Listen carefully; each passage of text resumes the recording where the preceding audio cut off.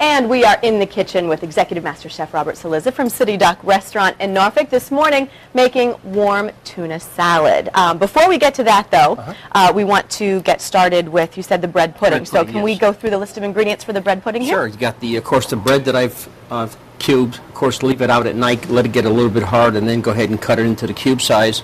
Sugar, your eggs, your brown sugar, your vanilla, your pecans, of course your milk. And then we have the sauce that I'll prepare on this side with butter, brandy, more vanilla, and more sugar. And that'll come as we're getting all this together. It smells very sweet over here. It does, yes. Well, that's Is that you? Excellent. What I've done is I went ahead and put the egg in. Okay. And then I'll put my vanilla in, get all that mixed. Now, a lot of people will put their pecans in. I prefer to put it this way. And why do you prefer it that way? Well, I don't want the pecans to get all soggy. I want them to stay crisp. Okay, so I'll that makes put sense. that in last. Brown sugar goes in, and that should be about put that in there? You can, thank you. Have my skill. I feel like it's going to spill out of the bowl. I hope not. Trying not to splash it out for you. Then the regular sugar goes in, about 1.5 cups to 2 cups. Just have to get it all mixed in there. Still got some egg. Just like you're doing at home in your kitchen, right? Same thing. I watched my grandmother do this for years. She made really great bread pudding. I'm excited to taste yours. And this is so good because you always have bread left over from meals. It doesn't have to be Italian bread. It can be, I've seen Paula Deen make it with Krispy Kreme donuts. I mean, that sounds like you need to reserve a room at a heart hospital. Well, that and plus 1 tablespoon. Call ahead. It's time for you to start checking calories because I'm sure there's probably millions of them in there. But she'll make it. She loves butter. She loves butter, and she loves to make it with Krispy Kreme donuts. She'll put 5 or 6 dozens into one bowl like this, and it's you don't have to have sugar or you don't have to have anything. That's there. But I gained weight just hearing those words. Thanks a lot. But she's an icon, whatever she does. So her food tastes great. You can't say nothing bad about her.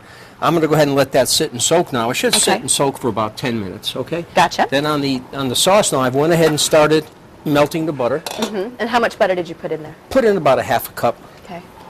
Then I'll put the vanilla in, and I'll put the sugar in. And how much sugar do you have? 1/2 cup, usually about 1/2 cup. And I'll get that going.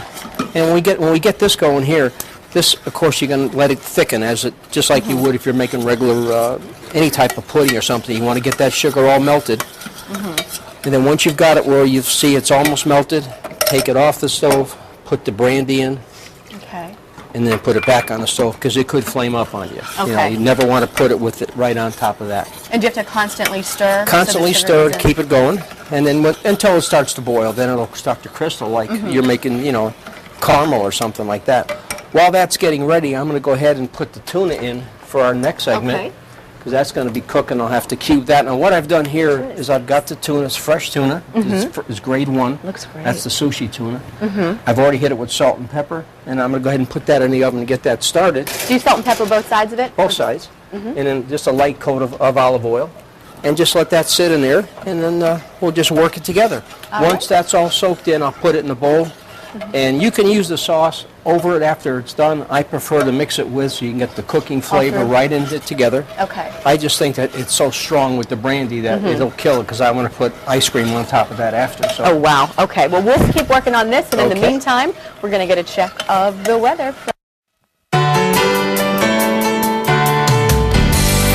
And we're in the kitchen with Executive Master Chef Robert Cillizza from City Dock Restaurant in Norfolk this morning. We're making warm tuna salad. So we already worked on the bread pudding. That's in the oven. That is in the oven. So what's our next step? Our next step is we went ahead and got the Chinese cabbage, and I've already chopped it up and just put it on there as a base for what we're going to do. The sauce, of course, is going to be the fish sauce is in here right now with a little bit of ginger. I'm going to go ahead and add some brown sugar. You said the fish sauce? Fish sauce, yeah. So you can buy that in any store, any Oriental store. It's just all the oils from the fish that they use. Fresh lime juice. Do you just squeeze to taste, or well, put a certain I just put about a teaspoon in. It's got to have fresh garlic, so let the Italians know what's going on. Yeah, I was wondering if you were going to give them a shout out today. A little bit of rice vinegar, and then not too much of the red pepper because you want to have a bite, but you don't want to You don't want to overpower it and stuff. Now, is this just a splash of the rice vinegar? About or do a you teaspoonful. And I'm going to mix that up in there, and then, of course, let it sit like a marinade. And that'll be actually your salad dressing that I'm going to put over. All right. Our tuna should almost be ready. How long did you have that in the oven for? Well, probably about 8-10 minutes. And that was on 400? On 400 degrees, yep, and that's ready to go. We'll go ahead and take that out. What should folks be looking for with the tuna when they're making this to know that it's ready to come out of the oven? Well, when you press on it and it sort of springs back a little bit, then you know it's ready. Tuna should always be served medium rare. Okay. If you want to have it where you're worried about it, you can cook it all the way, but then if you're going to use a marinade or something like that, then that's okay, because it'll bring the moisture back into it. And then once it's all ready, I'll go ahead and start cubing it, because you want to have the salad actually served warm. But see how still it's nice and pink in the center? Right. That's what you want to have. Now, why do they want it that way? I know some people say, I want everything I have well done. Why is it better to have it this way? Well, because you're getting all the flavors of the fish, and fish should be eaten at medium rare. I mean, you can take it to the point where it's well done, but then you might want to stay home because you just paid for something that tastes terrible. You wasted your money on it, huh? And as I said, we're just going to lay that on top. Okay. It like smells that. good already. Yep. And then we'll just put some garnish for decoration on it. And you had just seasoned that, you said, with salt and Salt, pepper. pepper, olive oil, and that oil. was it. And of course, a little bit more, just a little bit of a bite, a little bit more lime juice. Okay. And then we're just going to let that sit there. And everything's fresh, Everything which I really has to think be makes fresh. the difference. It does. It makes a heck of a difference when you're eating. And you can taste the difference of just the quality of the food that's there. And we just put all together on your Chinese cabbage. When you get it, make sure you wash it. You know, I washed it already before I did it. And I'm letting this sit here for a little bit longer. And then I'll just pour that over the top before we serve it. And it'll be ready. And then what I brought today as a little thing is, this is just a memory of the people in Japan. This is their traditional holiday food, their celebration food, their morning food. And it's just letting them know that they're in our prayers, and since that country has become a partner in peace with us, we just want to let them know that we're thinking about them. So I brought something as a tribute to them. Very nice. Very good thought. We are certainly thinking of all of them. We're going to continue in the kitchen, and we'll wrap up here in just a little bit with the wine pairing for all of this. I know a lot of folks want to know about that.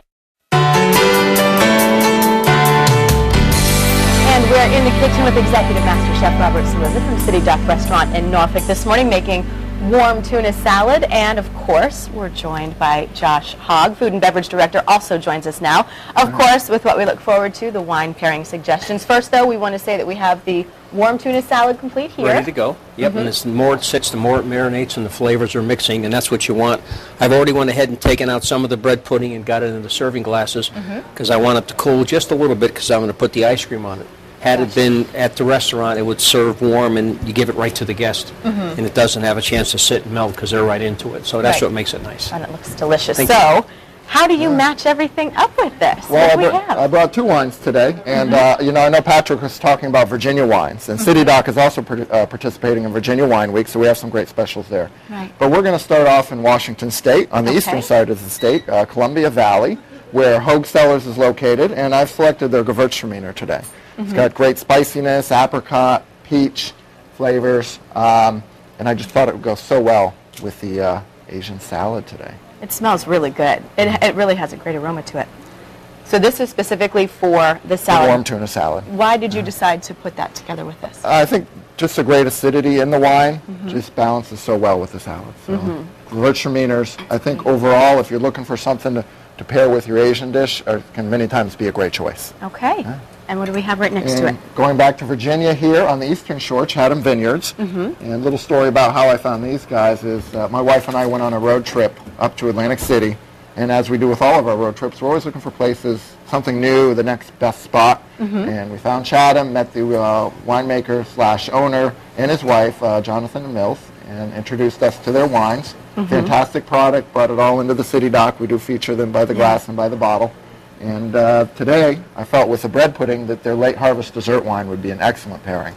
This also smells great. And the base of this wine is actually Cabernet Franc and Merlot, two of the grapes that they produce very well. And he's just had such a great growing season in 07 with about 8 weeks of great sunny days and cool nights, set up the perfect opportunity to produce this dessert wine. So. Yeah. Well, that will certainly go well with that. You can just, the aromas there are amazing. And you also said that there's a fun event coming up, too. There is, actually, March 27th at Chatham Vineyards, which it's a short drive, only about 45 minutes, an hour from here. Yeah. From 3 to 5 p.m. It is a wine blending with the winemaker, with Jonathan. You get to go in, you get to pull wines from their barrels and blend them yourself to come up with the best wine. So you really get to play winemaker for a day. It's only $20 and just a great experience. Oh, it sounds like a lot of fun. And you can also find them, of course, at the Town Point Festival coming up in May, which is always a fun event. So. Oh, yeah. People certainly look forward to that, that's for sure. Of course, we always look forward to eating everything in front of us here when you're in the kitchen, Chef Robert. So now you're plating everything. You just put the ice cream on, That's right. and it looks perfect. Yes. Well,